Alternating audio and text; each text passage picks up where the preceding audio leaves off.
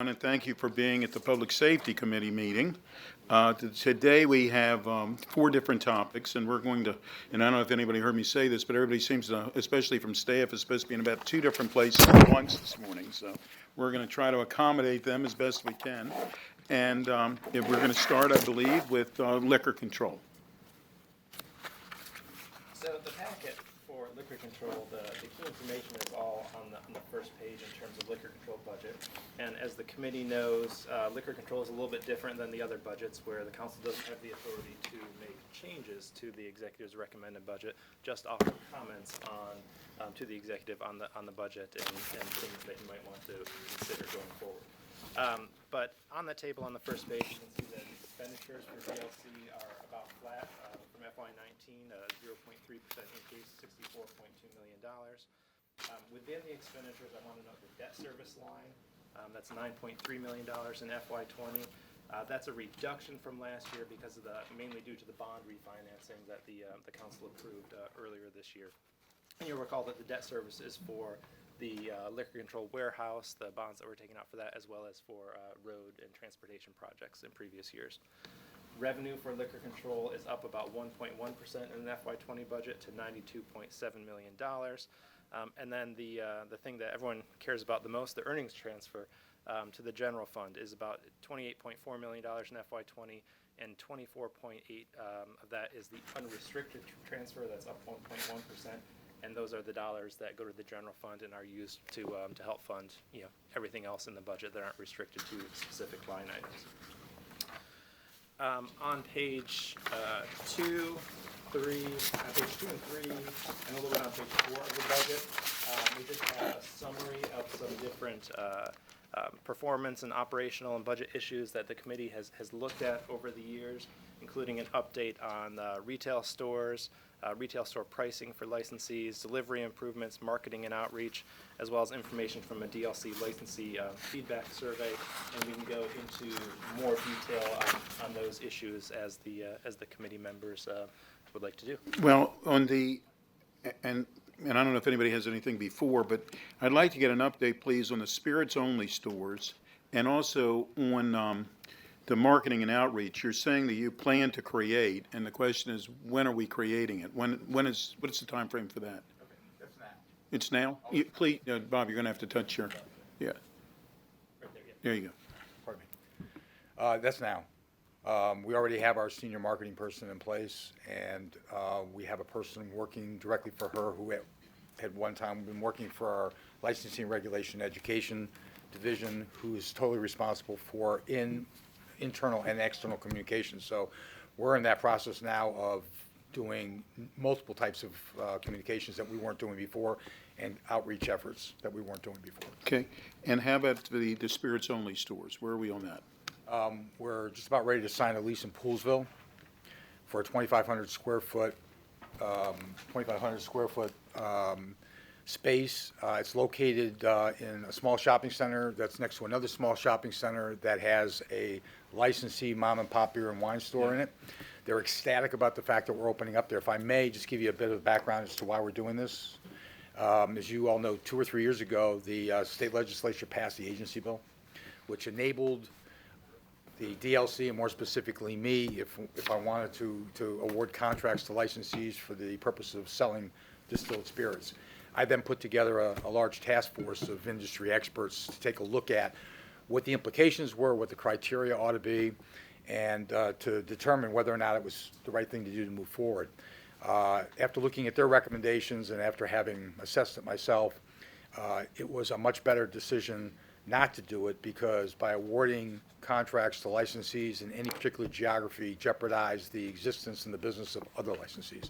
So the distilled spirit stores seem to make a lot more sense. And what it does is, by opening up, for example, in Poolesville, those licensees that are up there that don't sell distilled spirits, their customers had to come to one of our county stores 5, 6, 7 miles away to buy their distilled spirits. While they were there, they were also buying their beer and their wine. Sure. So by putting the distilled spirit stores near the licensees, we've kept that population up with them. Have we jeopardized our own businesses in our own stores? To some extent we have. However, we've satisfied the licensees' issues about making sure the population continue to buy beer and wine from them in some of the more remote areas. So to answer your question, that store will be open this year. Again, the lease is just about ready to be signed. We've got all the business terms worked out for that lease. Good, okay. Go ahead. Is there anything else? Does anybody else have anything on these topics, or we'll move on through, please? Okay. Okay, so then the rest of on pages 4, 5, and 6, that's just detailing the expenditures by program, warehouse operations, delivery operations, retail sales, licensure, regulation and education, administration, and then office of the director. So that's essentially how the $64.2 million in expenditures is broken up into the different programmatic areas of DLC. So we can go into the details of those if there's specific questions, but otherwise I think we can move on. All right, and for the retail sales operation, we had talked about last year, I guess, or whenever, time runs together, about profit and loss statements per store. Do you have that information available at this point? We've actually provided it to the county council staff. Okay, I'd actually like to see that, please. I mean, it doesn't, obviously not this moment, but. We've had them now for over a year. Okay, And those are things that didn't exist before. As Right, I mentioned know. Last year, but not only do we do it for our stores, but we do it for our entire business now. So we know by store how well we're performing, and we also know overall how well the department's performing. good, okay, We'll provide the updated information to the committee. okay. Anything else, gentlemen? Yeah, just Why don't we do Gabe, and then next time I'll reverse it. How's that sound? Yeah, I know. You're as Yeah, I'm fair just as ever, Mr. absolutely. King Solomon could take lessons Yeah. from me. There's a lot Absolutely. at stake here. If you could just discuss a little bit the 6.2% decrease in full-time employees. Who are those employees? What are they working on? And are these vacant positions that we are eliminating? And if you could just describe, because 4.1 increase in expenditures, just want to get a little bit more of a framework there.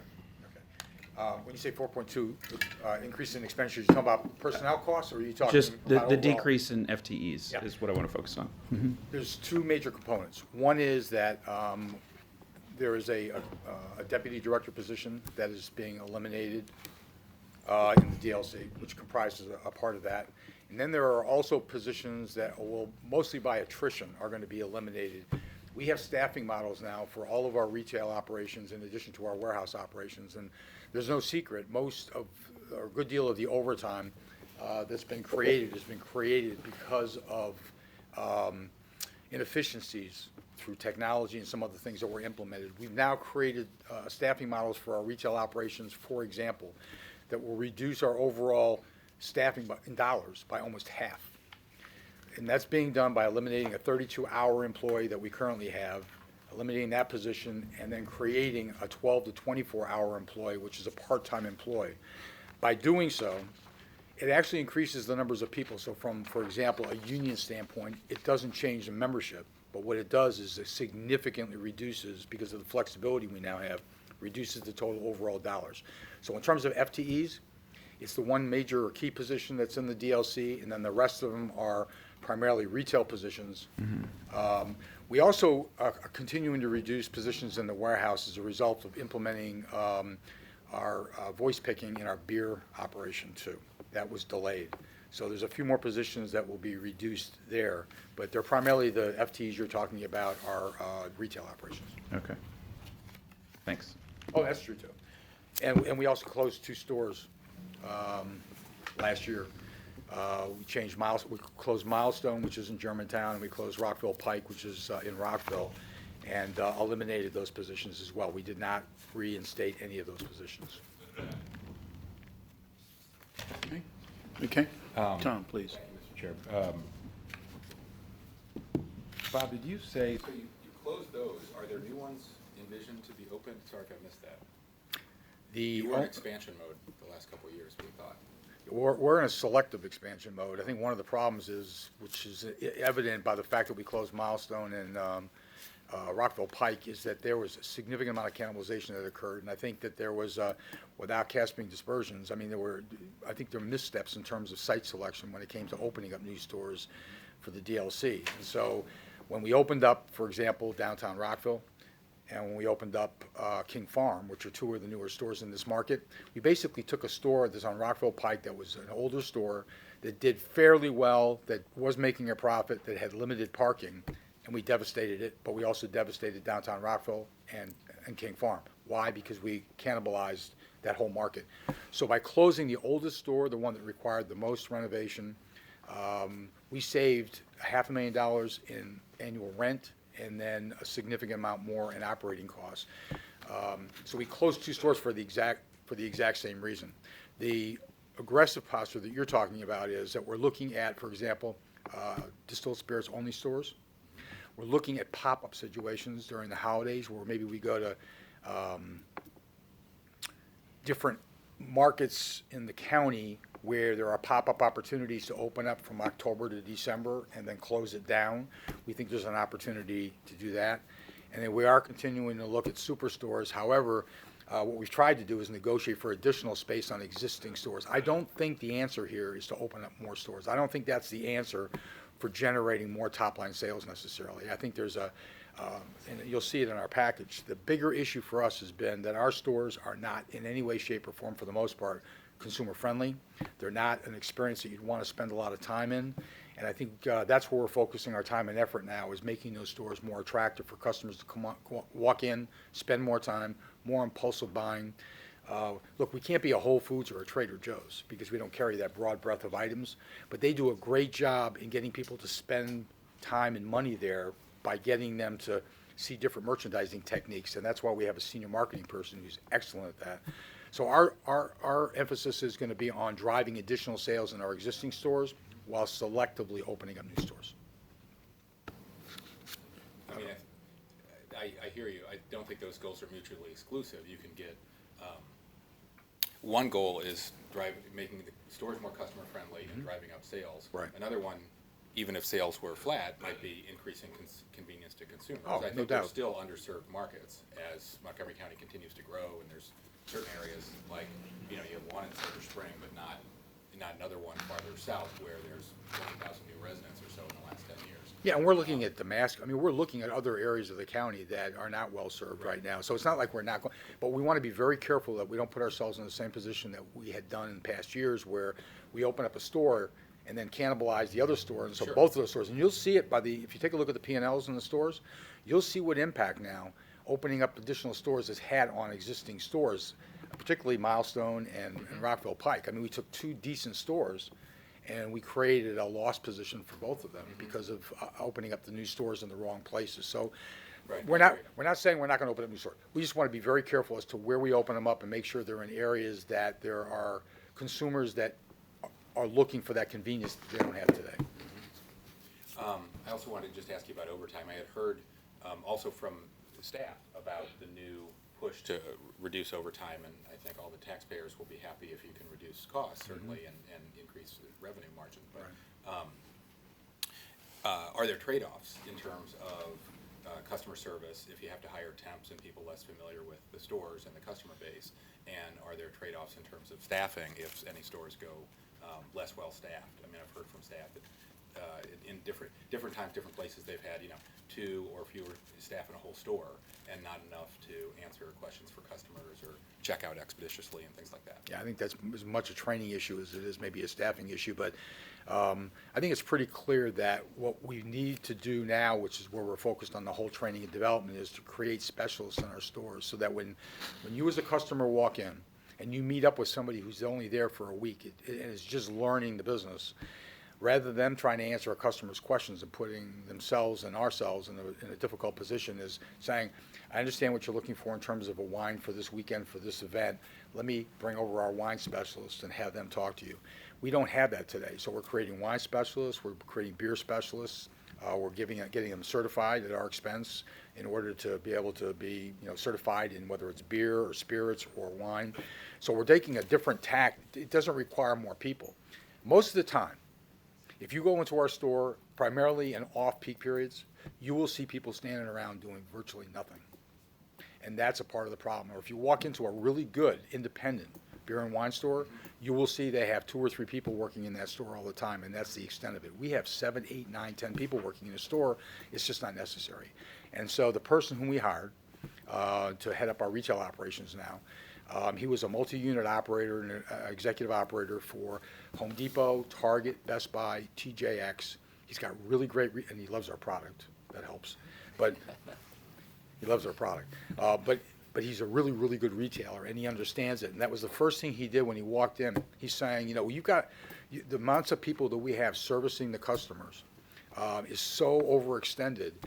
That's a big part of why we're creating not only personnel cost issues, but overtime issues as well.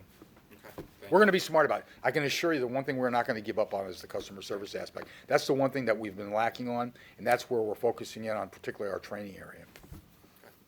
No, that's very helpful. We can continue to talk offline. Since Kathy's here, I should say, she continues to be extremely responsive and helpful. Requests we from constituents on temporary liquor licenses, record sales day tomorrow, I think, and outdoor movie screenings and other stuff. So anyway. That's good to hear. Yeah, make sure she stays around. Okay, thank you. Thank you. Anything else on this budget? Now, if there's no other questions or comments, then the staff's recommendation is to support the DLC's budget as submitted by the executive. Are we okay? And it's also unanimous, but we think Kathy does a great job. I just want you to know that. So anyhow, thank you very much. You're welcome, This Kathy. does not require any change in compensation. There's no recommendation on that. Oh, no. I mean, she does a great job. Thank you, Kathy. Yeah. May I just add one thing? I had Yes, a whole sir. thing I was going to do, but I'll defer to the council, the committee, not to do so. But there's a couple key points, initiatives in terms of what we're going to be doing in fiscal year 20. Although we made a lot of great improvements, there's still a lot of work for us to do. You did mention the $28.4 million that's going to be transferred, but when you take that and add the debt service earnings that we're going to be doing, we're actually, the total contribution to the general fund is going to be $37.7 million, which is well in excess of what it had been previously. So I think there's also a great, earnings story to be told. The outreach is as you brought up, is a huge effort on our part. And continuing to work with the parks on events, which I know is something that is of interest to you. Kathy and I talked about that, and we're on top of that. We also spend a lot of time focusing on efforts with local businesses like breweries, wineries, and distilleries who are interested in coming into the county. Again, Kathy spends a lot of time with those people, and we help them through the maze oftentimes in terms of getting things done, whether it's permitting, zoning, or whatever else. But the good thing is that we're just finishing up our licensing renewals. All indications are that our licenses are going to be, at worst, even and probably increase over last year, which is totally the contrary of what you hear these pundits talk about, businesses not want to open up in Montgomery County. It's just not the case. We just need to do a better job in supporting them. But businesses are opening up in Montgomery County. We are renewing more than we had previously, so that's a good story to be told. We are focusing and spending a lot of time on renovating our stores. I want to bring up one point, if I may. In the past couple of years where we've not had the luxury of having any capital dedicated to renovating stores, and it's in support of the savings plans that the previous 2 years involved, let me tell you what the challenge has been. Landlords are more than willing to put up a lot of money. A lot. Not enough to finish it off the store, but a lot of money. And so let's just say a store would cost $600,000 to build out and complete, and a landlord's willing to give you $300,000. If you put yourselves back in the position where there's no capital to renovate a store, you have to say thank you, but no thank you. We can't take your money. Well, that's a pretty bad position to be put into. Fortunately for us this coming year, fiscal year 20, we do have some capital that's been set aside to be able to complete it. So we have landlords that we have negotiated significant amounts of money with, and reductions in rent, by the way. In addition to the money, we're taking a pretty aggressive approach on strategically renegotiating our leases. So now we're getting a lot of money, reductions in base rents, but we're also being able to supplement that by being able to finish off the remodels in the store. So we're really focused on that. We've done complete resets in all of our stores.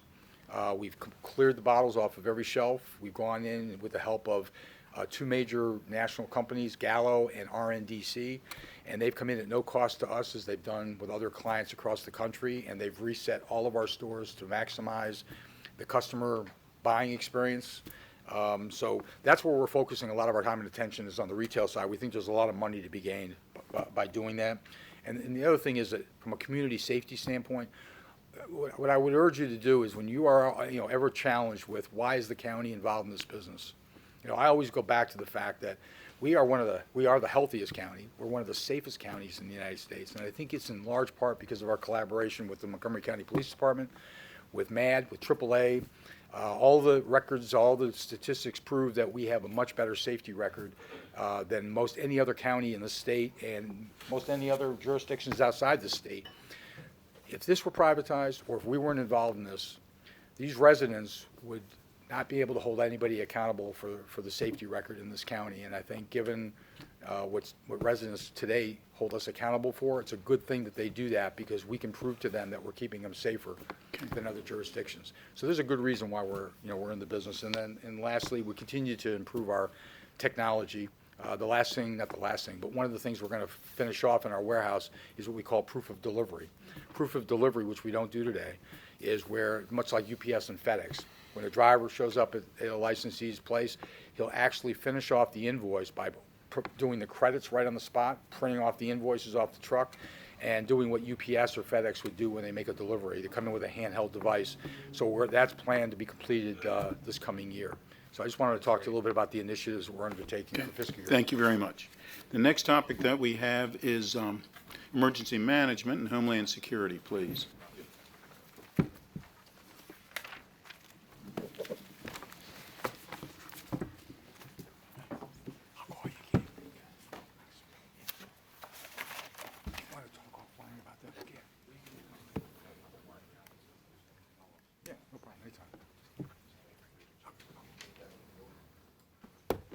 Good morning, Mr. Levchenko. Would you like to start us off, please? We've got some changing of the guard here.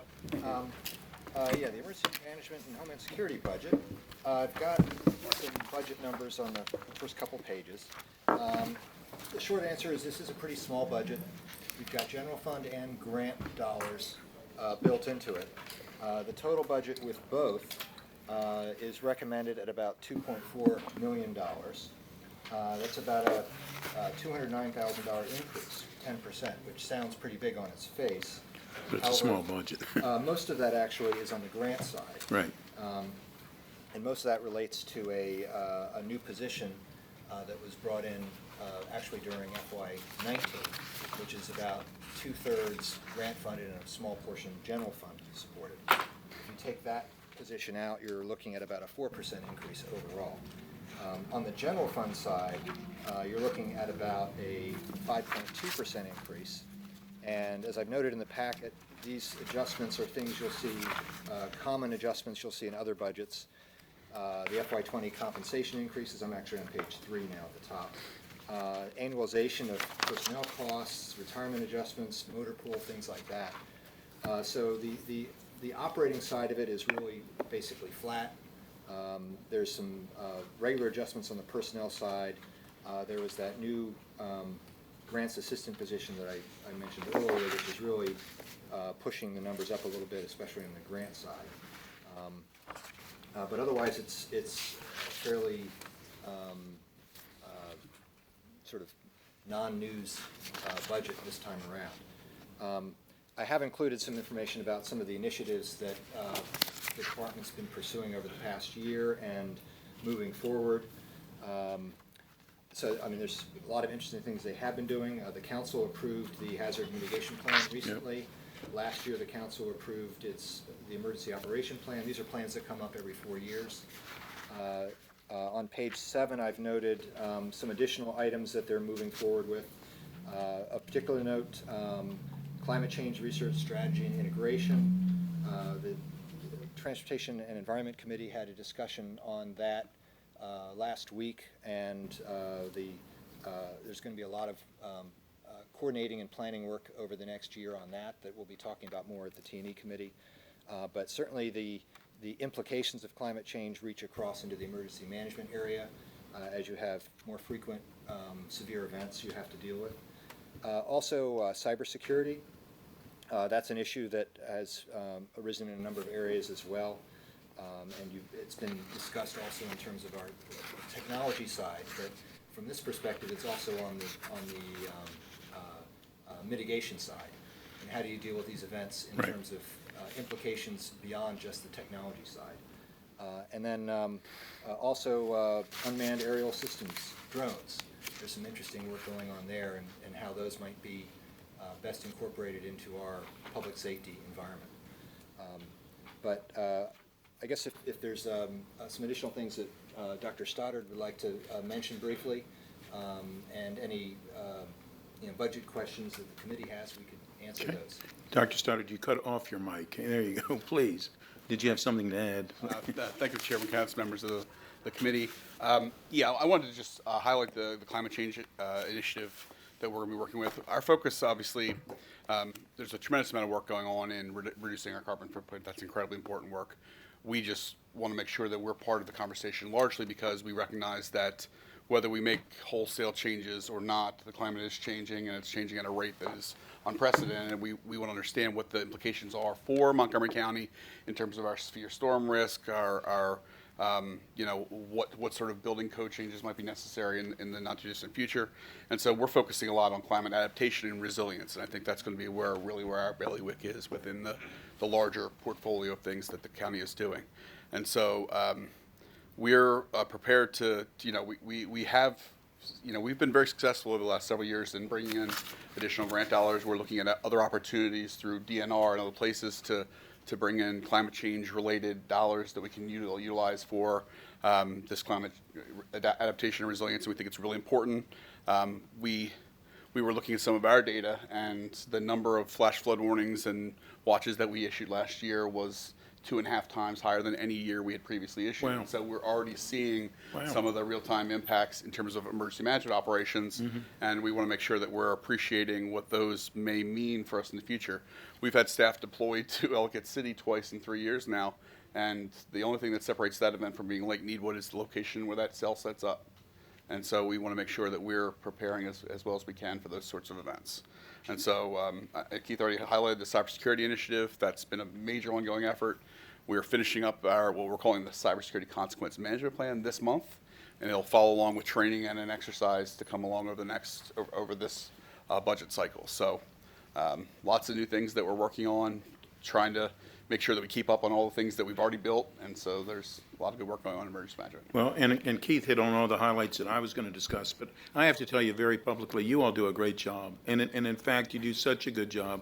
We expect it to be a good job, and it's a tough job to do well. I mean, really. So, Tom's first. I saw that pledge. Yeah. Good. Promise, Captain. Well, thanks so what your leading team are doing, and thanks for letting me rope you into the climate adaptation. Of course, appreciate it. With the working group and all those recommendations. I think that's been a missing piece. There's been a lot of sort of on-the-ground advocacy and concern about reducing our carbon footprint. We're not going to solve climate changes by ourselves in Montgomery County, but we really have to get ready for it. I'm wondering, I'm glad you're in touch with looking for federal dollars and DNR. Are there any dollars coming from Maryland Emergency Management?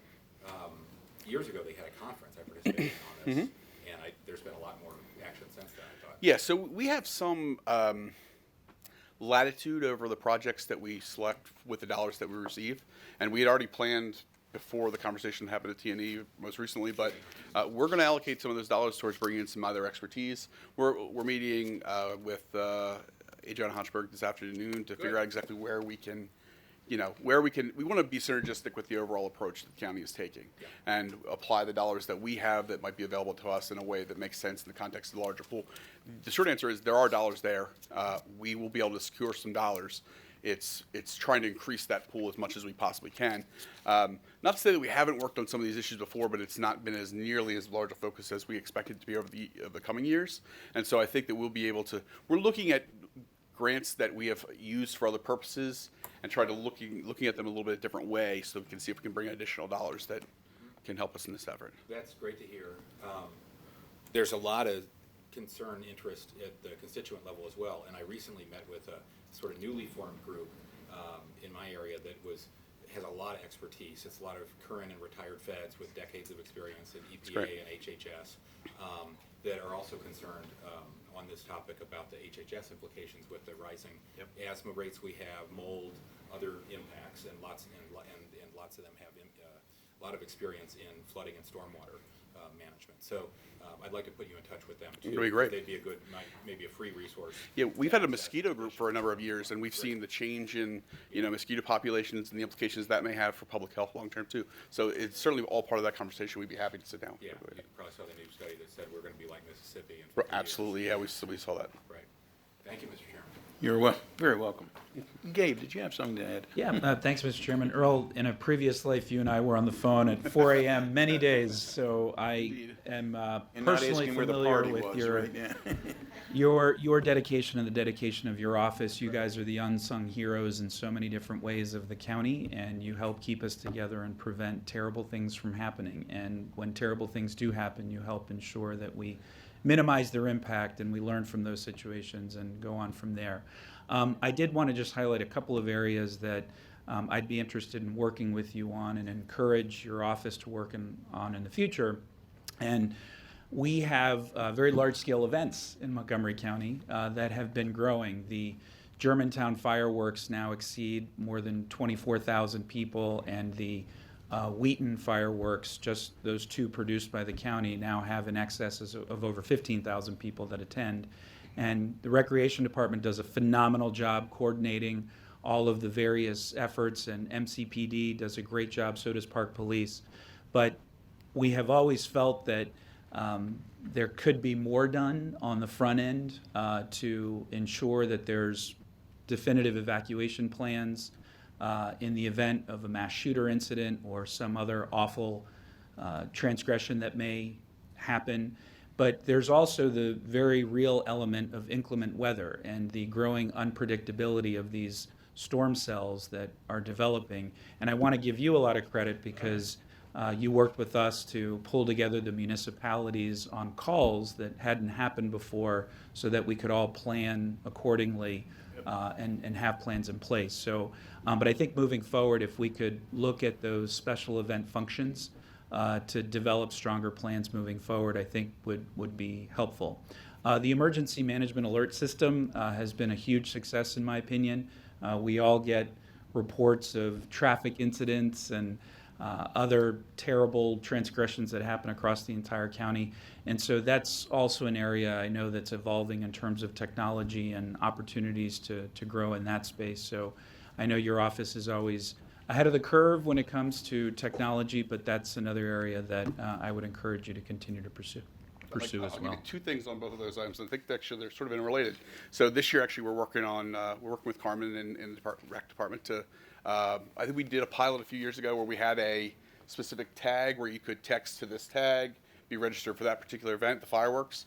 We've now secured that as part of our contract with the alert system moving forward, started in January. So we'll be able to do that for those emergency alerting as it relates to event-specific notifications. And we view it as a huge opportunity because then we can, at the end of that event, let people know, hey, you can register into the larger alert system through this mechanism. So it's a very synergistic thing that we've taken on there.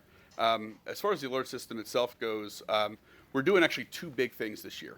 For the first time ever, we're actually going to conduct a survey of our alert users to figure out, I want to explain why we haven't done this in the past. We've had this internal debate many times. Whenever we send out an alert, we get some percentage of people who send us back a message saying, I don't want to be part of the system anymore. And so we're always trying to strike that balance between sending people necessary information and keeping them happy. But we've finally gotten to the point now where we see I don't want to say the growth is stagnating, but we're starting to see where the curve is starting to slow down. We want to see if there are opportunities for how we deliver the system that could be improved that would encourage more people to enroll. And so we're going to conduct the first ever survey of the alert system. The other thing that we're doing now is we're actually doing a GIS study of where we have registered alert users to figure out a whole bunch of demographic issues about why certain places have more percentage-wise registration per capita. And we'll be reaching out to the individual members of council to say, hey, here's what we're seeing in your area, or certainly here's what we're seeing in the county.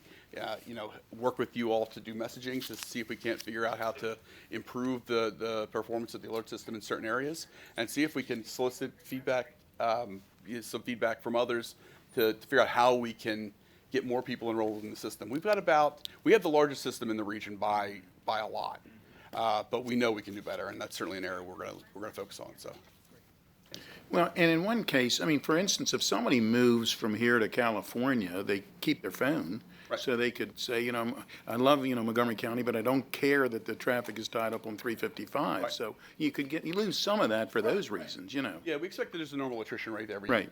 And we expect there's a normal growth rate every year, given, the population has continued to grow. Right.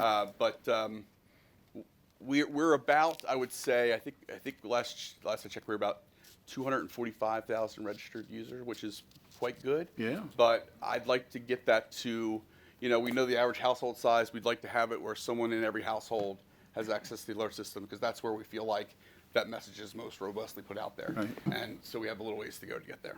Good. Okay. Are we okay with the budget? Thank you very much, Mr. Levchenko.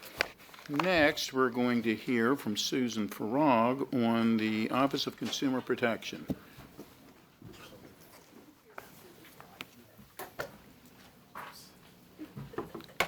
And others who are joining us at the table, please.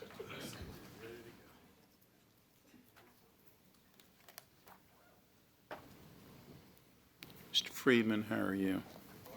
Good morning.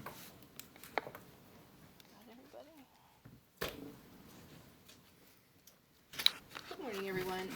As you said, this is the Office of Consumer Protection's FY20 recommended budget, operating budget. It's basically a same services budget, although it does show an increase of about 2.2%. The executive's recommending about 2.39 million for this year. Most of these increases come from compensation, things like restoring lapse and retirement issues. There are a couple of things I wanted to speak about today that are kind of interrelated, dealing with staffing to begin with. After several years of significant recession-related staffing cuts, the office has actually remained stable. The staffing has remained stable this year, and it's maintaining 17 full-time positions and 1 part-time position. The current staffing reflects the addition of an administrator position in 2018. OCP had actually functioned for several years without any type of supervisor or manager positions. It filled 1 manager position back in 2016 and the other one last year. Nevertheless, the staffing has not returned to pre-recession levels despite the addition of several new mandated functions for the office. And for comparison, back in FY07, they had 23 full-time positions and 1 part-time position. One thing I wanted to point out is that this budget includes a lapsed part-time administrative specialist position. On the front of the packet, I indicated it had been lapsed since FY15. It's actually been vacant since FY15, but there were different technical reasons for it. For example, in FY17, the money for that position was used to pay for an IT contractor with DTS instead. FY18, it was proposed for lapse, but the reconciliation list restored it. It was, however, not filled.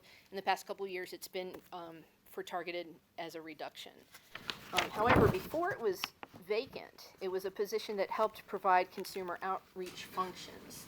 And the office is in a unique position right now. It's in a temporary location on 7 Locks Road in the old 1D Police Department station, which the county's using as flex space in general.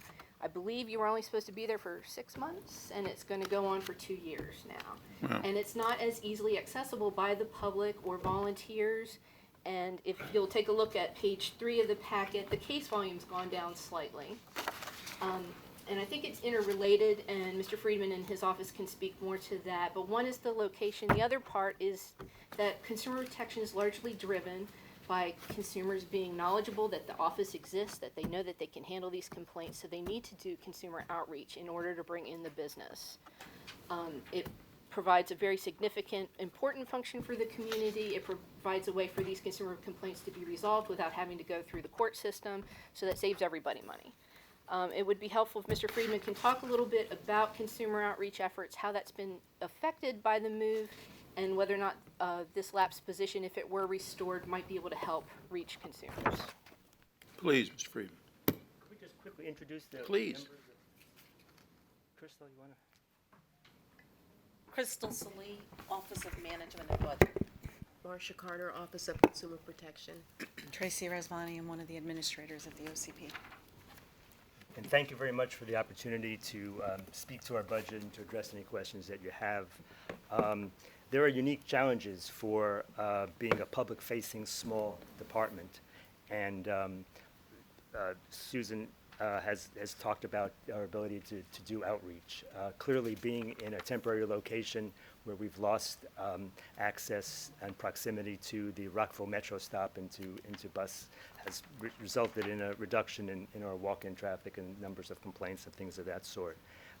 The position that's been vacant for various reasons for a while was in fact the one that we were using for outreach, consumer education.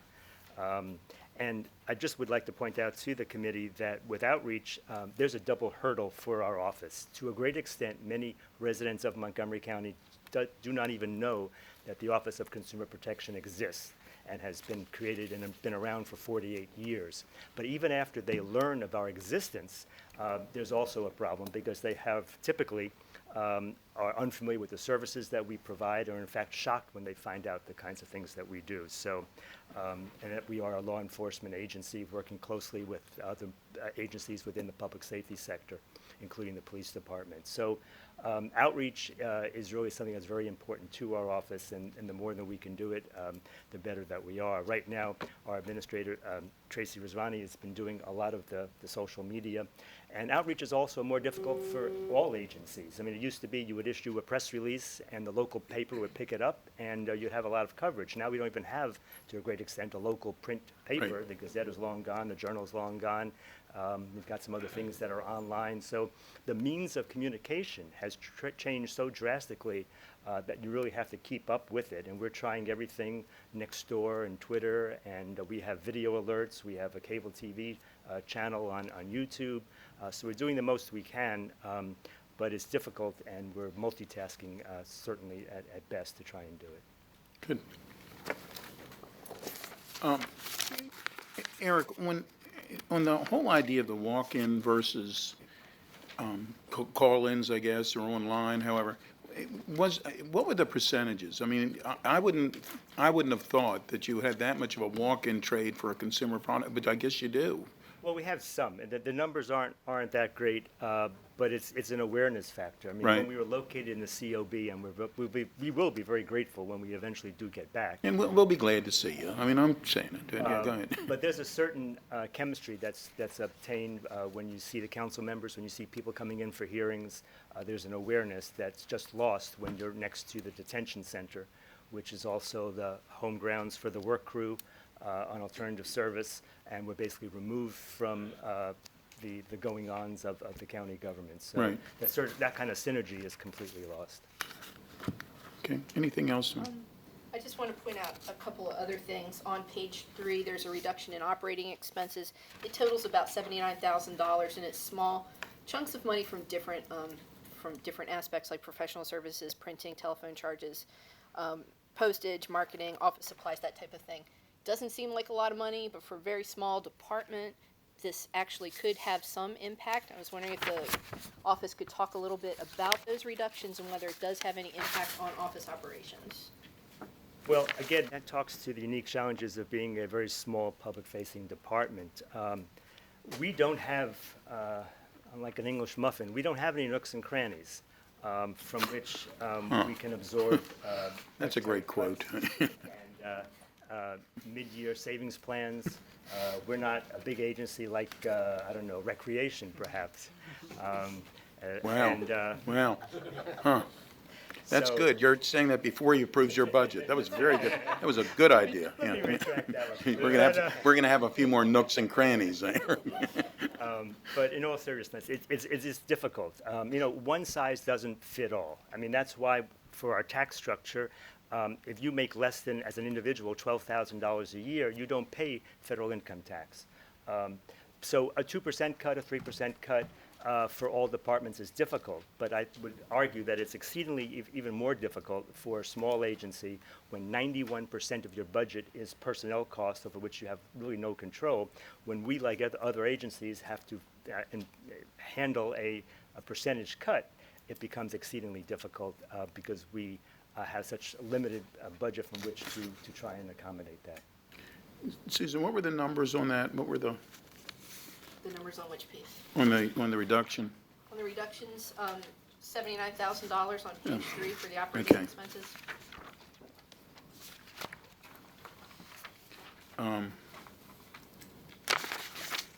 I can tell you, of all the departments that we have, you all have done so much with less over the years, and during a time when there's so much more for consumer awareness and consumer concern, it's really remarkable.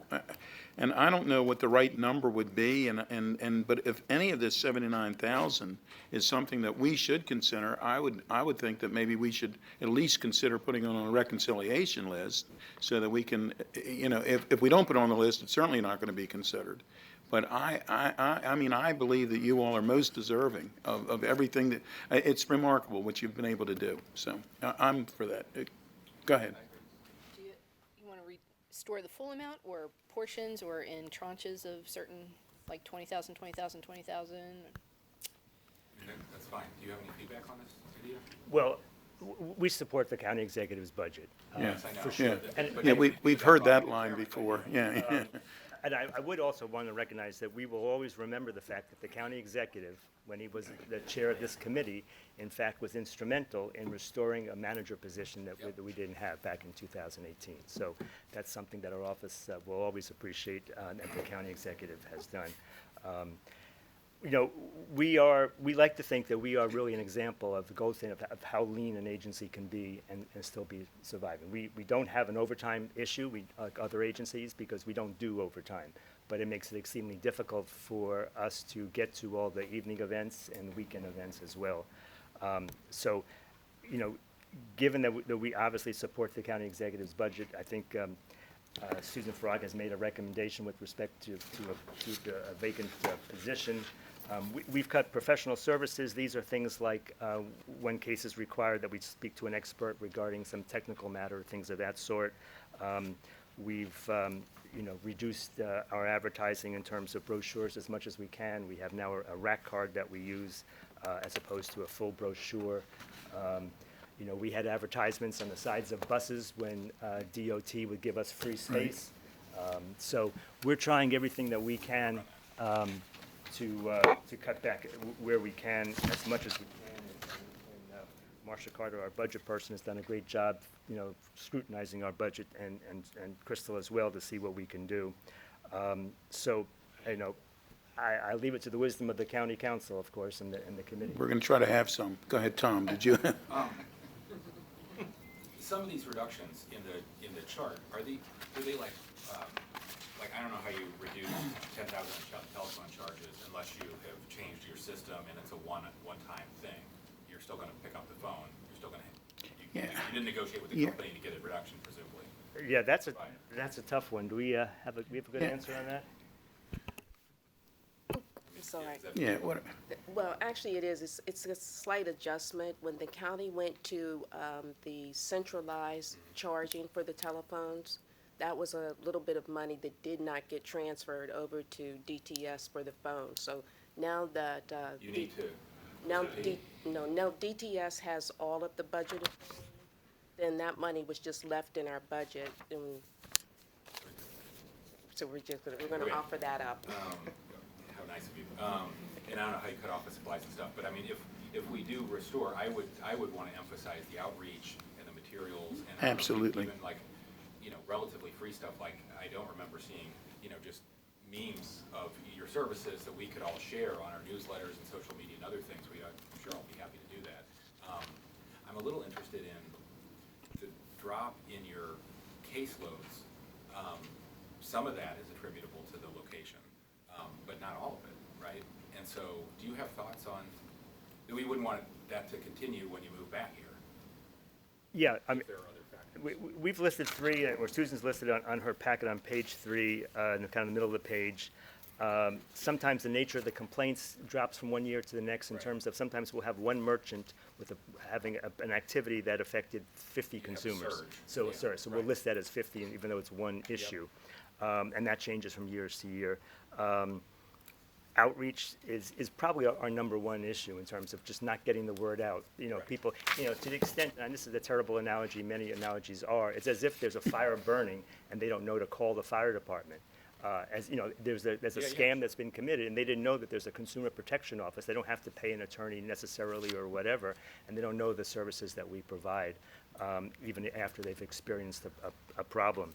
And then So it's really just a matter of outreach. You know, we've got, as you know, over 1 million people living in the county, and they're transient and don't all know that Montgomery County is very fortunate to have a vibrant and active consumer protection office, one of only 2 in the whole county with local offices. Howard County has a small one.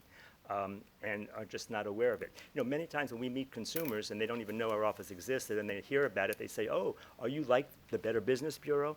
And because that has much better name recognition, because merchants who are members, when in fact that's a perfectly nice membership organization, but very different than what we do. It's not law enforcement. They don't have civil citation authority. They don't issue, settlement agreements. They're not a law enforcement agency. It's a membership pay-to-play organization, and yet they have, which is troubling to us, better name recognition than Montgomery County's Consumer Protection Office that was established 48 years ago.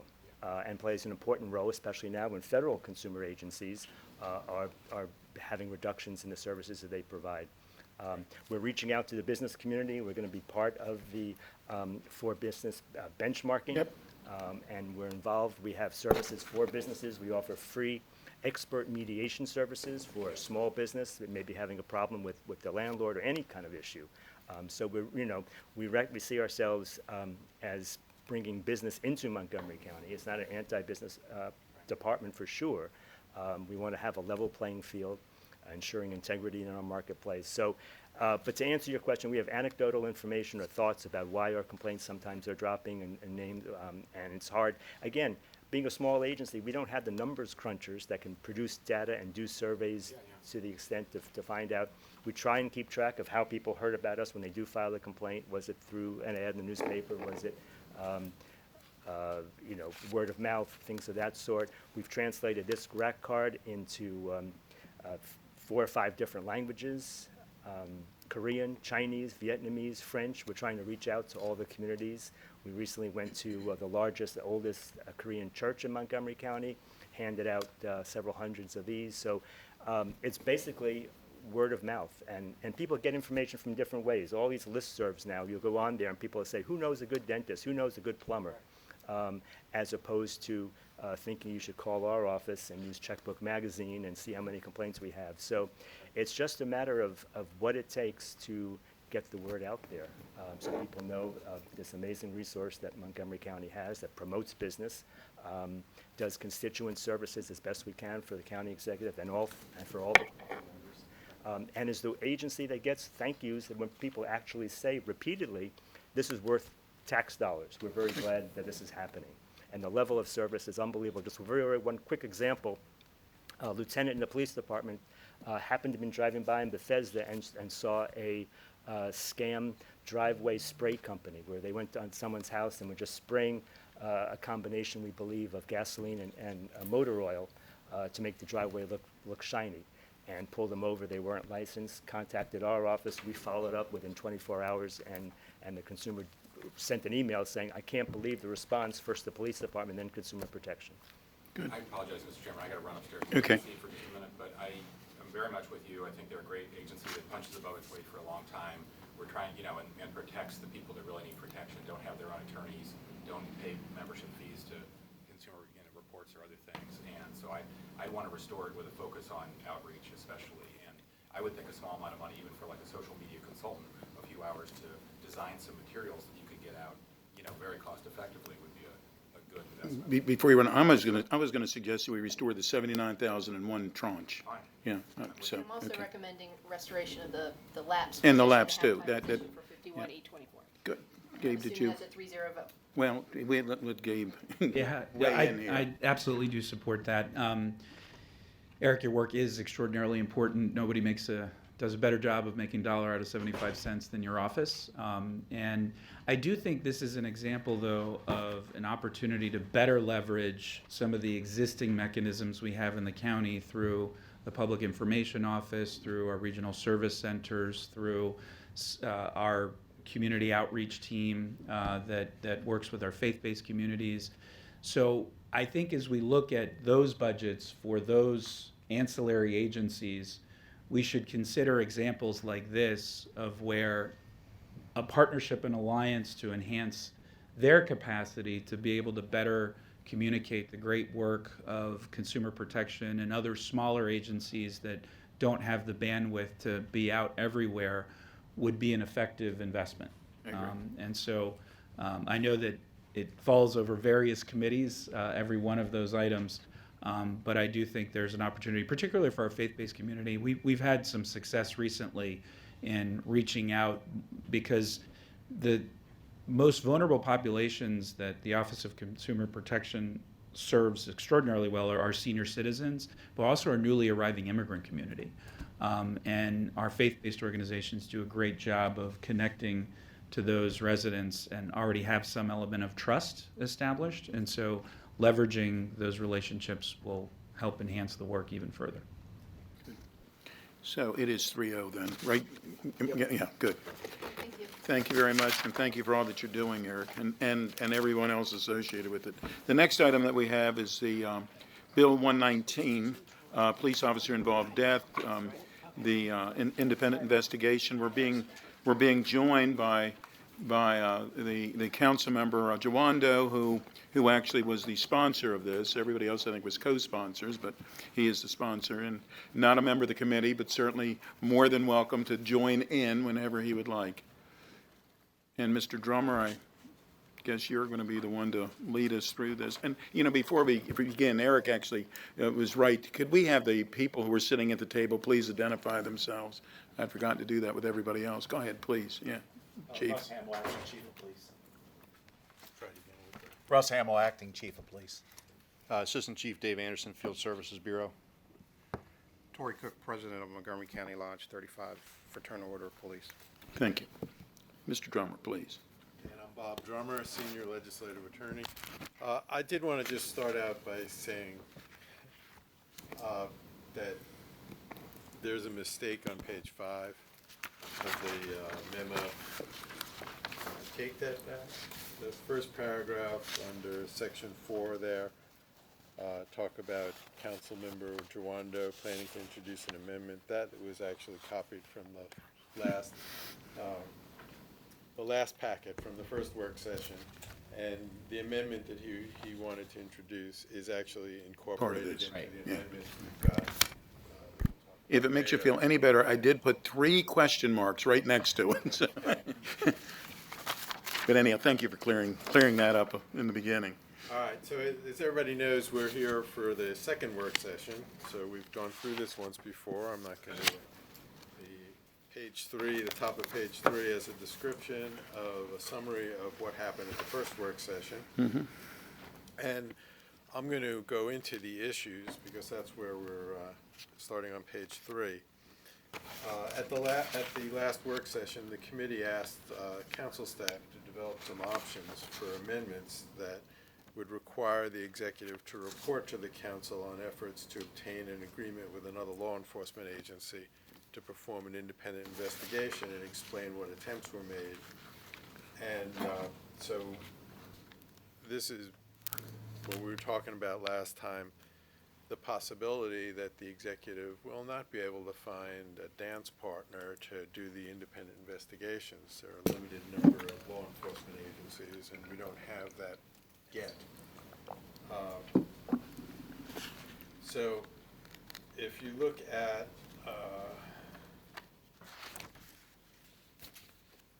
alternative. You're on page 4. Yeah. I'm on, if you look on circle 73 and 74 are the 2 alternatives. And they essentially create an off-ramp that Councilmember Hucker suggested at the last work session, which I believe is a good idea. And the only difference is, well, the off-ramp requires 2 types of 2 reports, essentially. A report to the council on or before January 1, 2020. That date is picked because that's the current effective date of this bill as it was introduced, explaining all efforts made to secure an agreement with another law enforcement agency and recommending changes to the law to support its goals. And secondly, after January 1 of 2020, to continue those reports every 90 days for 2 purposes. One, if they haven't come up with a dance partner. You want to keep hearing about what efforts are being made. And two, even if they have, it's possible that there's a one-year agreement that expires and then you suddenly no longer have somebody. So it's a continuing, and that's something I believe that Councilmember Katz, Vice President Katz asked for. The only difference between the two alternatives is in the beginning, and that's, the difference is that in alternative one, if you look on page 73, it says that it continues to say the executive must ensure that an independent investigation is performed, because it also starts with except as provided in subsection F. And the alternative two says the executive must make good faith efforts to ensure that an independent investigation is performed for each officer death. As a practical matter, I don't see a lot of difference. It's just a matter of which language you're more comfortable with. I think the alternative one is probably closer to the original intent of the bill. But I think in practice, it would probably work the same way. So those are the two alternatives that we have for issue one. Well, let me say that, and when you and I did speak after the meeting, and I did come up with the suggested language, but, once I've seen it in writing, I'm fine with alternative one. I think they both pretty much really do the same thing, and I'm fine with alternative one. I think everybody understands that the county executive is going to have to make a good faith effort. That's what this bill is about. But to actually put it twice in the amendment, I'm fine not to do that. Anybody else on this one? I agree. And I agree. okay, there you go. So that's 2-0. Well, yeah, it's 2-0. But I think we'll have to ask Tom afterwards. But yeah, when he gets back. Yeah. Okay. Then the next issue, in the packet was decided last time about Right. civilians, and the next issue about excessive force complaints was also decided. So that's in the bill in the packet already, or there's no change. The next big issue is. Go ahead. Yep. Thank you, and good to see you, Acting Chief Hamill. I haven't said that yet, and Dave and everybody, and Tori and everybody. I brought up last time, and I asked Chief Manger, and I'd just like to note this on the third issue. Though it was decided, there was a question of could we get the numbers on serious bodily injury, which is defined in code. And Chief Manger said we could if we went back to the reports, find, if someone had a use of force interaction with a police officer that led to, maybe they were shot or injured or broken bone or went to the hospital, and just being able to see those numbers of what that would be. Even though we're not going to include it here, I do think it's important to have that data to know how many use of force interactions lead to serious bodily injury as defined in the code. So that I'm just renewing that request, and we obviously aren't going to decide it today, but I will have to check. I don't know if we capture that data, but I don't want to say we don't. Sure. I can find out if we capture that data. Okay. thank you. Thank you. Bob, please. All right, now getting then to the releasing the written investigation report to the public, and should that be limited. The bill as originally introduced simply said should be released to the public to the extent permitted by law. And further examination, as you heard last time, there's the Maryland Public Information Act is, let me explain what the Public Information Act says right now. The Public Information Act has two types of denials, really mandatory denials that you have to deny inspection, and that would be like medical records of an individual and things like that you have no choice. And then there are discretionary denials.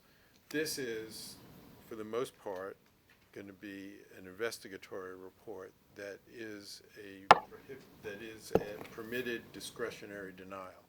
So if the council were to simply say, you must release it, then county employees who are the custodians would be bound by that, and and their discretion would be gone. The Maryland Public Information Act has two different categories for discretionary denial. There's a general category that the custodian can deny a release of all or part, usually we're talking about part of an investigatory report, if the custodian believes it would be contrary to the public interest, which is a pretty general standard. But then it goes on to say, to the person in interest, which is the person that the report is about, there are 7 very specific reasons that you have to hang your hat on in order to deny discretion. So what we have then is 2 alternatives once again. On, where are they? Alternative 1 and alternative 2. On page 6. Yeah, but the actual alternative is 75. Yeah, circle 75, right. 76, yeah. And there are differences between the 2.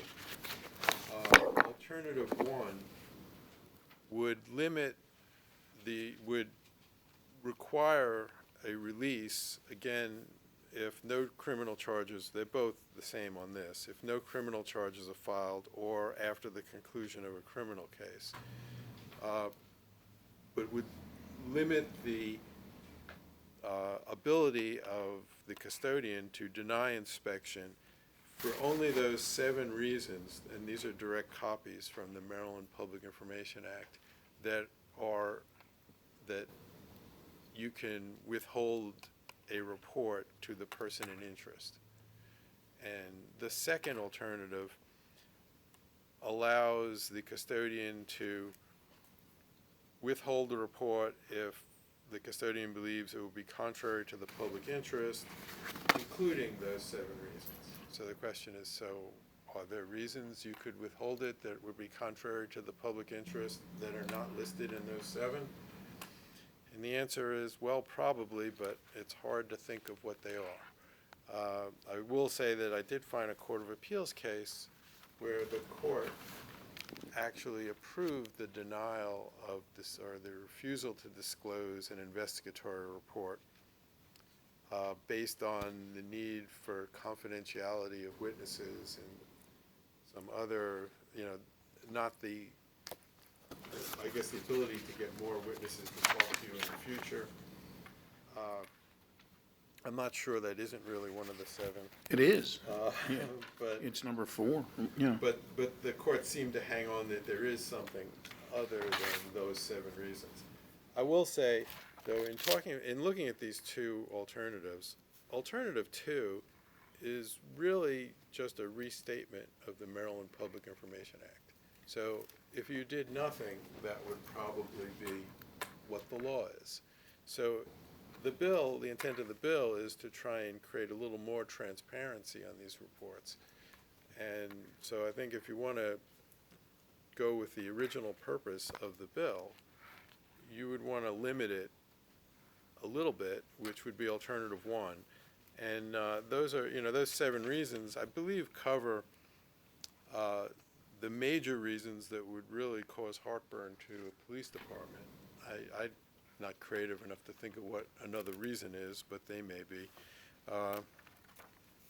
It includes the big ones, and constitute an unwarranted invasion of personal privacy, deprive a person of the right to fair trial, interfere with a valid and proper law enforcement proceeding, disclose the identity of a confidential source, disclose an investigative technique or procedure, prejudice an investigation, or endanger the life or physical safety of an individual. I think that's probably enough protection if you're trying to be a little more transparent. I wouldn't recommend, so my suggestion is to go with alternative 1, but here are the 2 alternatives. And if any of the police or anybody else at the panel have any time that they would like to give us their thoughts on any of this conversation, please jump in. Will, please. Thank you, Mr. Chairman, and thank you, Bob. Just to restate, in I think the two main goals of the bill were to create independent investigations in the case, independent police investigations, and then create transparency by having the report be released. So this would mirror, as Bob said, create what is currently allowed under Maryland law for the person of interest, the complainant or the person involved. Obviously, in this case of these, it's important to note that the person involved in this case is dead. If this, with this bill. And so I think we need to remember that, this is the most extreme case. A life has been lost, and the need for transparency in these cases is paramount. And all 7 of these discretionary reasons, or reasons that you could deny either part or some or all of the report, I think are pretty comprehensive. And so I wouldn't want us to, and in fact, there are, there was legislation in Annapolis, for example, there's many people that don't think these reasons should even apply. And so I think, we definitely want to move the ball forward and apply this standard, again, in the case where you've lost a life, and I think the need for transparency is high. So I would agree that alternative 1 is the best option. Yeah, I'm fine with this as well. And there again, we're happy to hear from others, but I really do. One of my great concerns throughout this entire legislation is that everybody remains safe.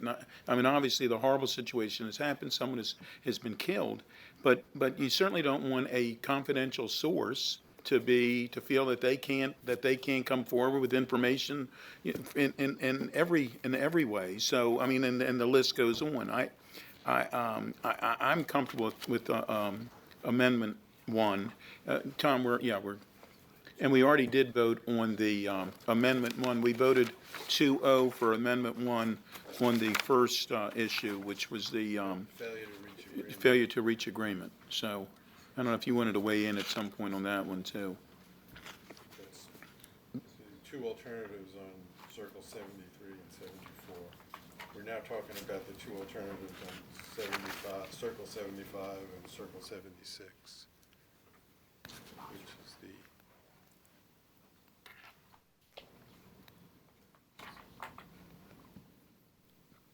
is Tom, did you want to weigh in on the first one we've already voted on? Sorry. Well, Amendment. Alternative 1, the difference is just the language in the beginning saying the executive must ensure. That's Alternative 1. Alternative 2 is the executive must make good faith efforts to ensure. And the committee 2-0 agreed with Amendment 1, Alternative 1. Yeah, no, I'm for my amendment, yes. Well, there's 2 different parts. Well, see, actually, I wasn't for the part that I came up with my amendment. When I had originally talked to, I had talked to Bob after the meeting and thought that, that the couple extra words might even make it clearer. Actually, once I saw it in writing, I felt that I wasn't making it any clearer. So I'm in favor of the First Amendment, the first alternative as well. So, okay, are you all right on that? Okay, so it's a 3-0 on that.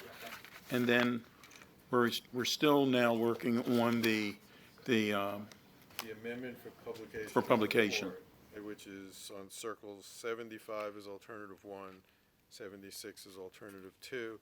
The difference being Alternative 2 is pretty much a restatement of the existing Maryland Public Information Act. Alternative 1 limits the reasons to withhold the report to just those reasons that you could use under the Public Information Act to withhold it to a person in interest. It somewhat limits the discretion of the custodian. I will say 2 things about that I forgot to mention. One is that limiting the discretion would apply to the county and county employees, the county police department, whoever has the report. If there is an independent report produced by the state and the county doesn't have it, this wouldn't affect the state. Yeah, we can't enforce that. We can't amend their discretion. Right. But if they gave it to the county, then it would be something that the county has. And I also failed to mention that the subparagraph 3 on both of these alternatives would make it clear that the publication provision, publication of report, would apply even if there was no independent investigation, even if the executive is unable to find a dance partner, that part would survive anyway. Which makes sense if you consider Sure. the bill is two Yeah, parts, good transparency to point that and out. independent investigation. You still want the transparency, even if the investigation is done by the county police department. Any comment on that? No? So, from what I'm hearing, that we're on for alternative one on that as well. Yes? Can I ask for a point of clarification? Absolutely, please. So, the concern, and I might have just heard you wrong, Bob, but report comes from the independent investigation, let's say it's the state, they give it to us. And you say we have it, and we have, the county becomes bound by this, not by the state. Like, I don't know what agency, we don't know what we don't know, but I can tell you, like, if we get an autopsy report, we have it, we cannot give it to anybody else. Even family members that come to us ask for an autopsy report, we have to tell them, no, we don't have the legal authority to release this. You have to go to the ME's office to get it. So I just want to be careful if there are some state rules, regulations that would prohibit us from doing it, putting us in a position where we would be violating that law. Right. I had a similar question, Bob, if you. Go ahead, please. Which was, I mean, that phrase is there to anticipate unanticipated scenarios, right? There's these 7 criteria, and there's this bucket to catch things that the drafters of the state law didn't anticipate in the future, right? Exactly. Is it possible if we go with 1, which I understand the need, the interest in narrowing it, that that by complying with the county law, you could do something that's in violation of the state law? No, because we, if there's another state law that says you can't release the autopsy report, That binds the that's county outside, I mean, staff anyway. we don't have the authority to amend that. All we're talking about is those, where the custodian has Yeah, discretion under the In that case, they state wouldn't have Maryland anyone. They Public wouldn't release it Information anyway. Act to Right. either provide it or withhold it. Okay. That's what we're taking away the discretion under the MPIA. We wouldn't have the authority to change, like, No, you know, certainly. federal HIPAA or if Right. there's a state law, I'm not familiar with that, but I mean, if there's a state law that says you can't release our autopsy report, The custodian's not going to release it regardless of what the county law says. Then. yeah, we wouldn't have the authority to waive that. Right, I mean, sure. unless This the only state law applies says- to the discretionary. It applies to the discretionary. Yeah, we don't have discretion on that part. Right, we wouldn't have the authority to amend the state law requirements. Okay. So really, you could not be, you couldn't be forced to comply with this law in violation of state law. But- You'd have to follow the state. But Chief, I appreciate you pointing that out, because candidly, I didn't realize that you couldn't, and I think the public should know that you're not going to violate anything that you can't violate. I mean, regardless of how transparent you would want to be or anybody else would want to be. So are we all right for alternative 1? Okay. Can I ask for just one? Sure, point of absolutely. clarification? And Bob, I apologize for not fully understanding 2A. Interfere with a valid and proper law enforcement proceeding. Does that include investigations? So if this investigation is tied to other investigations and we don't want certain things known to the public because it's ongoing, the other investigations are ongoing, and I'm thinking, if we are involved in a fatal incident that's a Homeland Security type thing, and there are other entities looking at it, or we're looking at it, does that include an investigation? I read it as a proceeding, which wouldn't include an Well, if investigation. you look at F, it says prejudice and investigation. That's what would cover it, prejudice and investigation. Okay, so Down at F. not interfere with, but prejudice would include interfering with an investigation? But I would assume that once that investigation were over, that at some point that it could be released to the extent that it could be released. Yeah, my only thought is that, and if prejudice includes interference with an investigation. Right. That's fine. Yeah. I just want to make sure that that's clear. Right. Only because I know there's going to be No. an expectation that the report be released in a timely 10 minutes after, and you've got to do what's correct. I mean, you've got to keep people safe, so. The language here on these alternatives is copied directly out of the Maryland Public Information Act. I didn't try and summarize it or paraphrase it, I just copied it, so that it wouldn't have different interpretations. Okay? So, are we okay with alternative one? Yes. All right, the next issue is, all right, number 5 in the packet was already handled last time, so that's in the bill that's in your packet. Number 6 is how would an investigation be handled? And there was discussion at the last meeting, at the last work session, that we should, the bill, or asked the staff to draft amendments to make it clear that the police department could continue to do routine police work at the scene, that they wouldn't be stopped by for some reason from protecting the public and doing something else. And also that they would be, nothing in the bill would prohibit the county police department from providing support to the independent investigators. Yep. And so there's 2 alternatives here again. Today's a day for alternatives. On Circle 78 and 79. The difference is the first one, alternative 1, is in section 2B, is just general, says this bill doesn't prevent the department from providing support and assistance to the independent investigators leading the investigation as requested by the investigators. The next one tries to be a little more, I guess, explain a little more what we mean by that, by saying providing support and assistance to the independent investigators leading the investigation, including, and when we say including, we mean including but not limited in the county code, including protecting the crime scene, searching for, collecting and preserving evidence, securing and interviewing witnesses, or any other task requested by the independent investigators. So in practice, exactly the role of the police department if there's an independent investigation would be handled, hopefully, in the agreement between the county and the other agency. Exactly what kind of help, we would use your crime lab, we would use your whatever, we would expect you to send people out here to secure witnesses or not,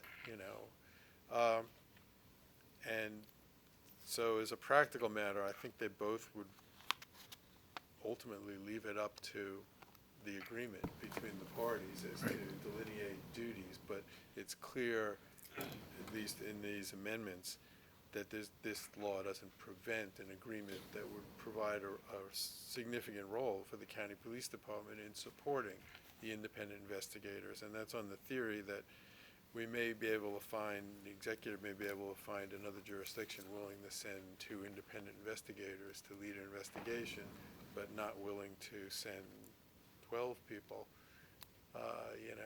to the scene to handle the entire investigation.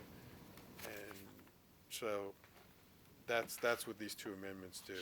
It's a practical matter. I don't really see a lot of difference between them as the way they would work, because again, they're both going to depend on the agreement between the parties, even though the second one delineates the type of support the police could provide.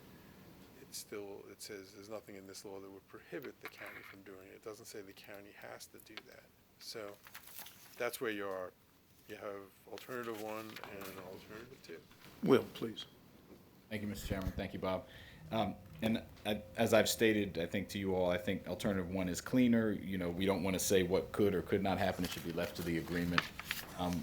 If it was a state entity, states that have done this, like Wisconsin and now New Jersey is working on one of these, you still have to even work out with the state who's going to do what and who's going to respond. And so this is going to have to happen in this commonplace. And so I think we should just say assist the independent investigators as requested and not prohibit it, but not enumerate the myriad of things. And if you look in the packet, there's 40 pages of things that are in the Wisconsin agreement, for example. So I don't think we need to list a few. I think it's cleaner to do just the first. Did you, Tom, can you cut off your mic? I think we're getting some feedback from it, please. A couple things come to mind, just concerns from being a police officer here for 35 years and just what I've seen at these scenes and concern, being chief of detectives for over 7 years. My concern becomes the devil's in the details on all this. And to be clear, we welcome transparency. We welcome accountability. When I read the 21st Century Policing Report when it first came out, I was relieved to a degree because I was like, we do this. We do this already, and we're way ahead of the curve here. Does that mean we don't review what we do, that we don't critically analyze what we do to do it better, that we don't seek input to do it better? No, that doesn't mean that. I understand, as does the entire command staff, indeed the entire department, there's always room for improvement. So the concerns I have just, and I think they're, what Bob's saying, they're covered well, but I just need to make sure we have it on the table, that I'll go more globally here. I have concerns that this overall may set up the executive branch for failure. The devil's in the details. We can't just make an agreement with any agency out here, and I won't name agencies because that wouldn't be fair of me, but there's agencies that I think if we came back to you and said we have an agreement with them, you would look at me like I've lost my mind. So there's not just we need an agency that's capable professionally handling these matters, that have these complex investigators available, the investigators to handle complex investigations available to come out and do this. My fear becomes, and that includes the forensic requirements, forensic science analysis and collection, scene preservation, and my fear becomes, when you look at Ferguson, entirely horrible incident all the way around. But that community was most angered at first because Michael Brown's body stayed on that scene for an incredibly long period of time that inflamed the community as well it should.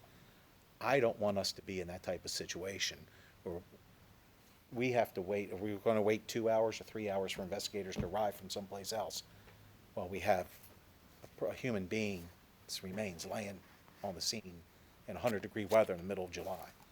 My concern also becomes that what type of evidence do we lose? Is the scene compromised because our agency is not engaged in sealing the scene, collecting evidence, identifying witnesses, holding on to witnesses to make sure that the proper investigation's done?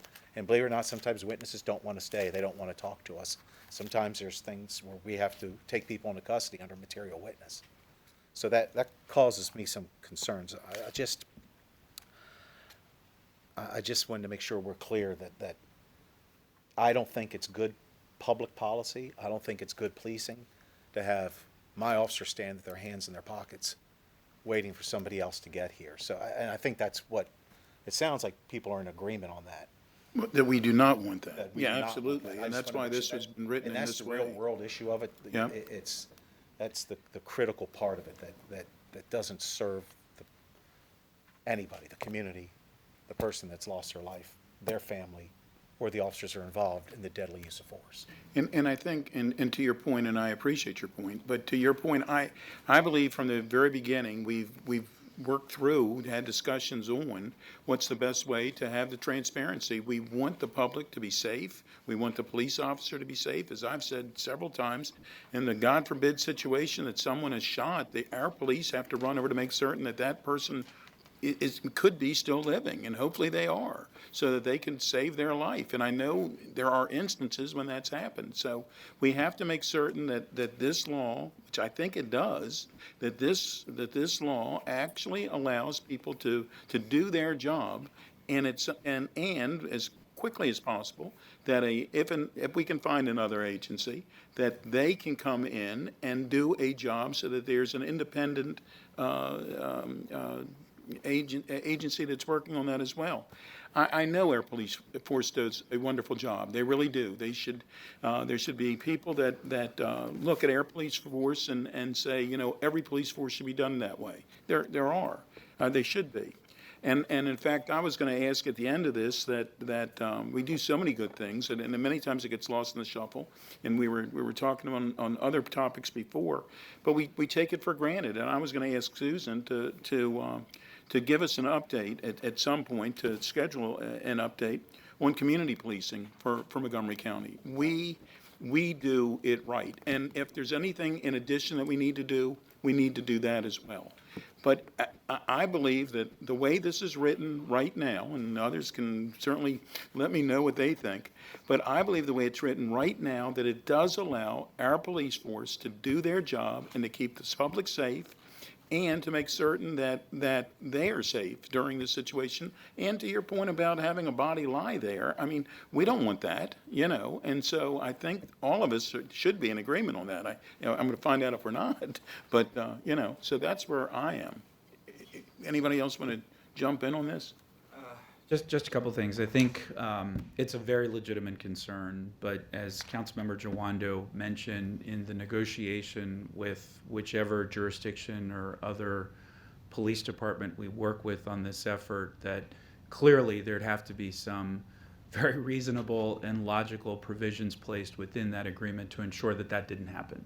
And I think that the way it's written in option 1 would, per Bob's comments, provide flexibility to ensure within that agreement that specific issue is addressed. So I am comfortable with the first language, because if we start parsing and adding other elements, then I think it's a Pandora's box and it can get more complex.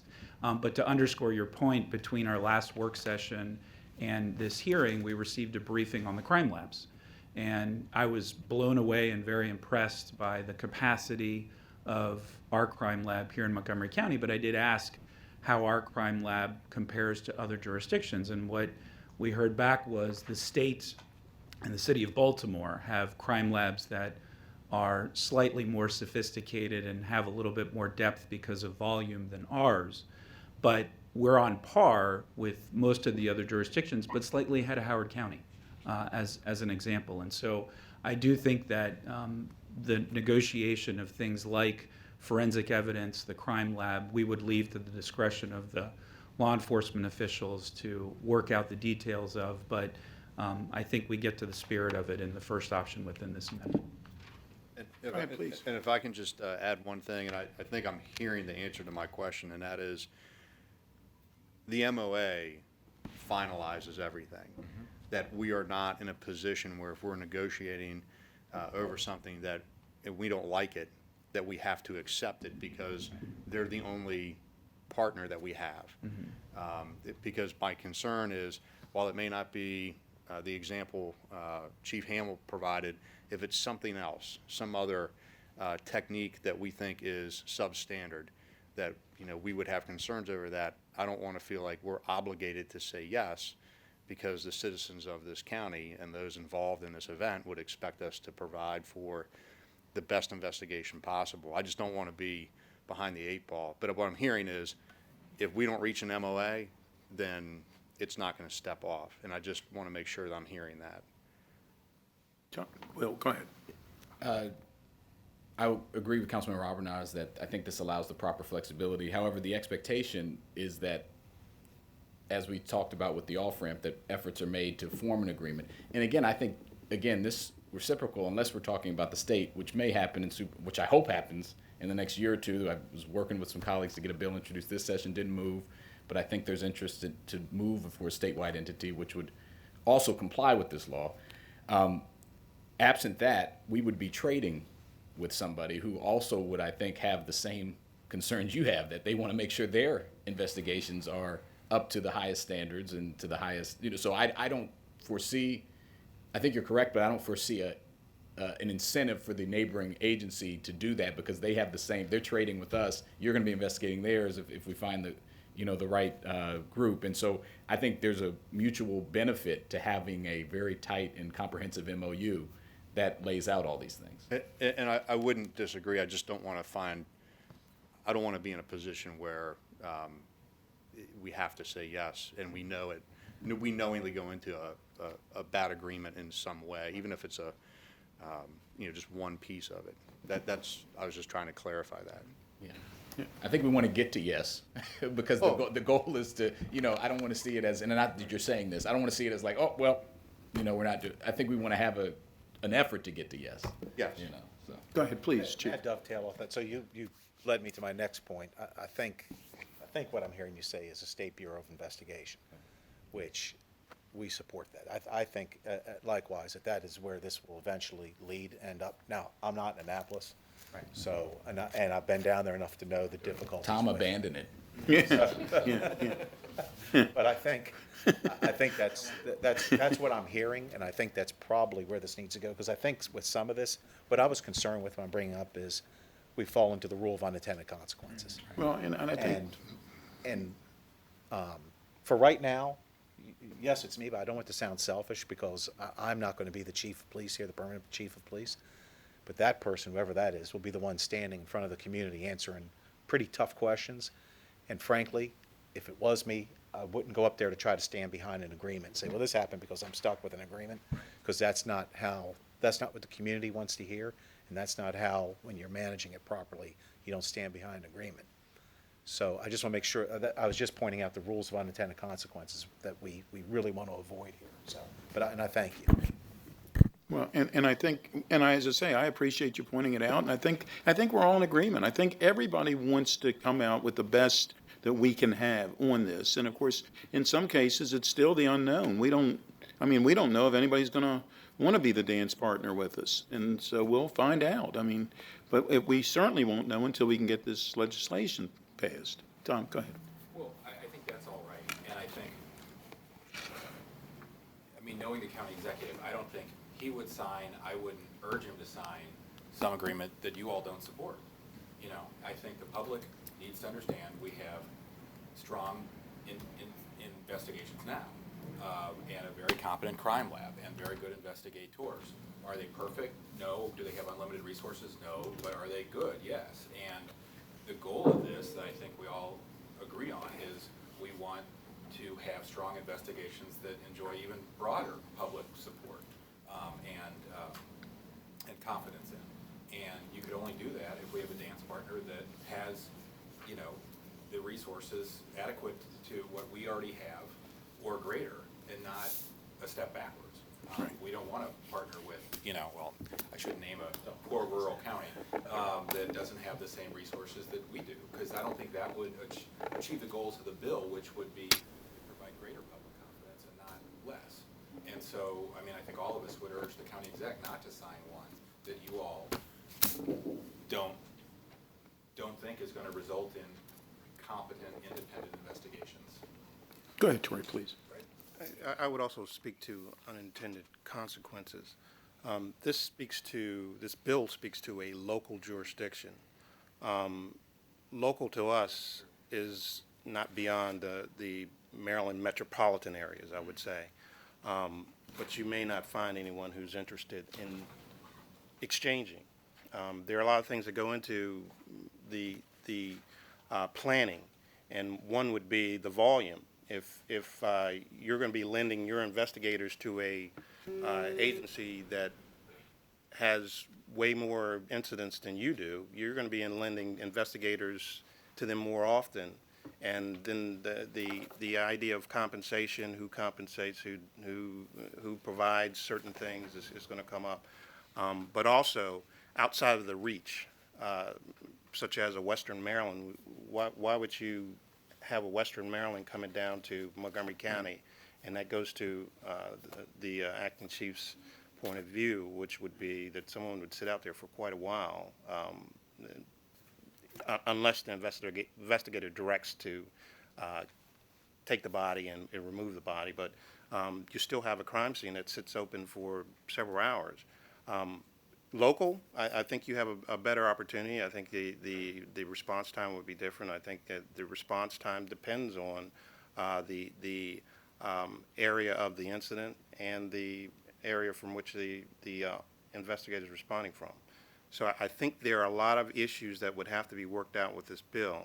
Even with a state unit, It would have to be determined where that state unit's going to be located. Are they going to have several different locations? What's going to occur? So I'm for transparency. I don't want to get lost in the attempt to make transparency and cause other problems within our police department and cause other problems with other jurisdictions. Thank you. Go ahead, Will.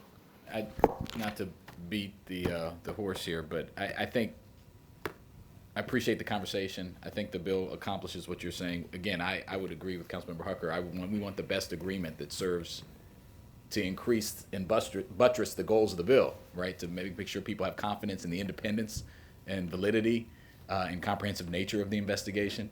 And then obviously the transparency piece is making sure that that report is then released so people can follow up on it. I think Tori's point is well taken that even if it's a state bureau, in some cases that might be a longer response time, to get to than if you had a neighboring jurisdiction. So I think we shouldn't get lost in the weeds of this is hard. Police works hard, and this is hard stuff. But I think it's so serious that we need to try to figure it out. And I appreciate the willingness. Okay. So, for that one, I would for police assistance, the amendment. I'm for alternative one. I don't know if everybody else is.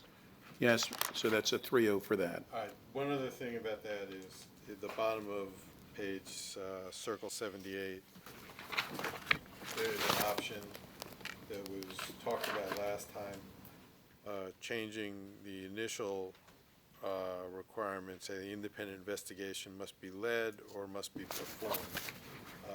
I think, since it's going to depend on the agreement, it's probably not necessary to change perform to led, but that's an option.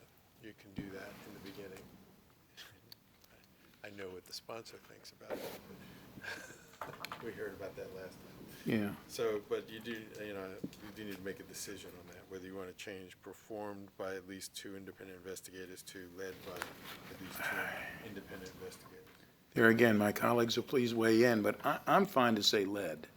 I believe that the word performed means that somebody else could be leading it, and they would be telling someone what they should be doing. And I think if we're going to try this, I think we should use the word led. I don't know where anybody else is. Here with that? Obviously leaves open the door. Right. If they. Nobody could say that Montgomery police cannot be involved in it. Right. No. Absolutely. And you? Obviously I wrote the initial perform, so I'm for the performed, but I think to your point, it could include led, I think that's the broader term. And so, but I'm not, if people feel strongly, I think in operation, they're gonna be the same. They gotta work together. Yeah, and so, but I think performed sends the reason I'm more in favor, and I wrote the letter last time on this point, that it sticks closer to the intent of the bill that we're saying this should be an independent investigation. I think you could equally argue, if I may, Mr. Chairman, for where you want to go. It clarifies in the law that the investigation is being led by the independent ones, not by. Right. No, So, I agree. you And can so argue that either way. I think I'm led not- takes I it don't a feel super little strong. further than what you were saying originally, candidly. So we're 3-0 Great. and a maybe. Yeah. No, I know, it doesn't matter you here. don't have a, Yeah, but we're yeah. obviously I'm not interested in against your it. I thoughts. appreciate it. And the last one. The last issue raised in the packet is on page 8 of the memo, and that request came from the police department, essentially saying that that the requirement that the executive work out an agreement for an independent investigation with another jurisdiction, that part of the bill would expire in January 1, 2021, if he's unable to find a dance partner. And that's simply a statement now that there are just so many jurisdictions you can talk to, and if you failed with all of them, why do you want to keep something on the books to keep knocking your head against the wall. You know, obviously, the council has the authority to, if it's not working, go into this law and repeal it, you know, affirmatively. Or if you do the sunset, the council would have the authority to go into this law and extend the sunset or eliminate it. It still would remain, but it's just, the question is whether do you want the council to have to do something affirmatively to end it, or do you want to have the council do something affirmative to not end it? And it's like, so that's kind of the choice you've got. That's the issue. Tom, please. I understand, thanks, Mr. Chairman, I understand the impetus behind this. I've spent a lot of time in Annapolis where you have so many laws on the books that never sunset, and you spend entire committee hearings just doing sunset reviews of 10 laws, 12 laws at a time that should have gone out of business years before that. It's a huge waste of time in a short session. But we're not that. We meet year-round. We could repeal this in 15 minutes. It's not a big burden. But to have a sunset that soon, to me, doesn't make sense, because while there's a limited number of jurisdictions, people change their mind. And people in authority change due to elections. And we'll have a whole other election by 2022. We might have a different governor. The Maryland State Police, the MBI might feel differently than they feel now. County executives and police chiefs might feel differently than they do now. And that seems just too short to me. And I think there's no harm done by leaving it open without the sunset. Did you?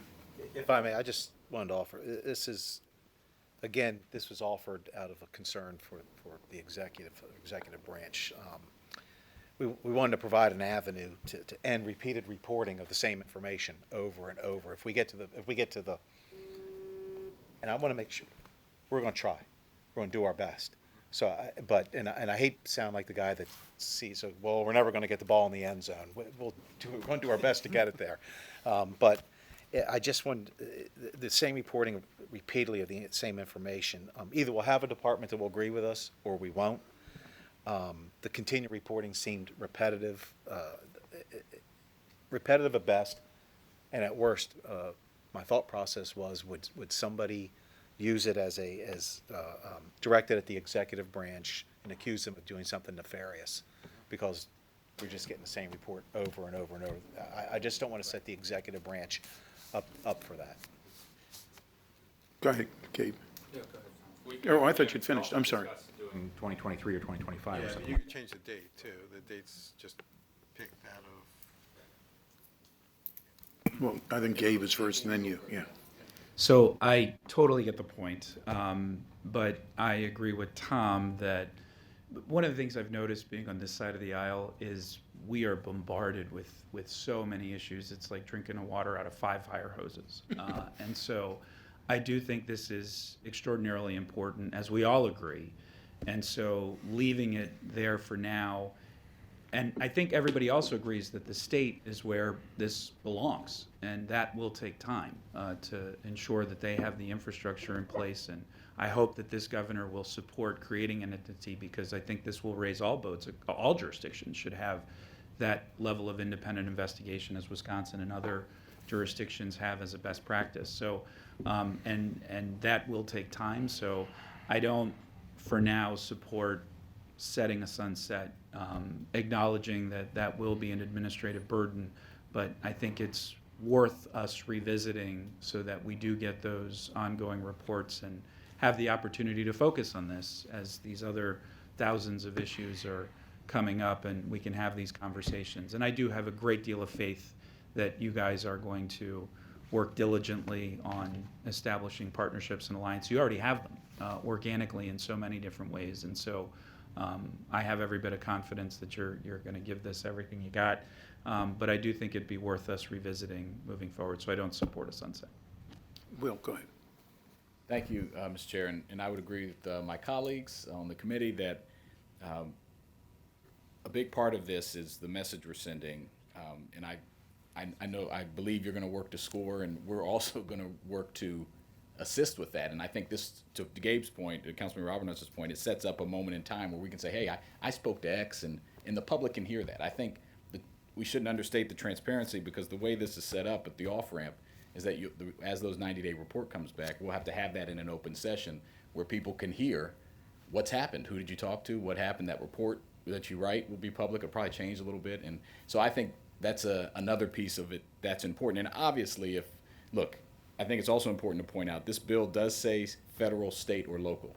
Now, we've got an interesting federal government situation going on right now, so I don't, but again, 2022, that, in my view, hopefully that changes as well. And so I do not think we should prejudge, to Councilmember Hucker's point, who's going to be on the field to potentially be a partner. And that's kind of constantly changing. I think there'll be other changes. So just as you'll make good faith efforts, we will certainly be responsive when you come back to the council and to the Public Safety Committee, I'm assuming, and report back and make adjustments if needed. But I think we're here a lot of times out of the year, and so I would agree with my colleague. Yeah, I'm not in favor of the sunset as well, and for the reasons already articulated.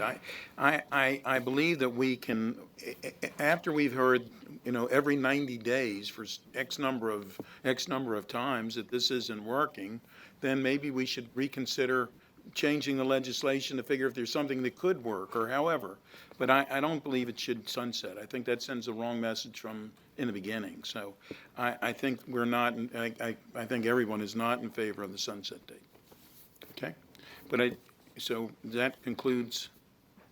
That concludes the issues that I was going to bring up. Okay. So the only left is the committee, I assume, is then approving the bill 3-0 with the amendments we already discussed. Yes. And I did make the note earlier, please, Susan, if you could make a note that we want an update on community policing, and so that the public becomes aware of what we are doing. I think that gets lost many times. Go ahead, Bob. I just want to thank my colleagues for the approval, and thank our police chief and force and union for being here. Thank you. I look forward to working with you. Thank you. We are adjourned.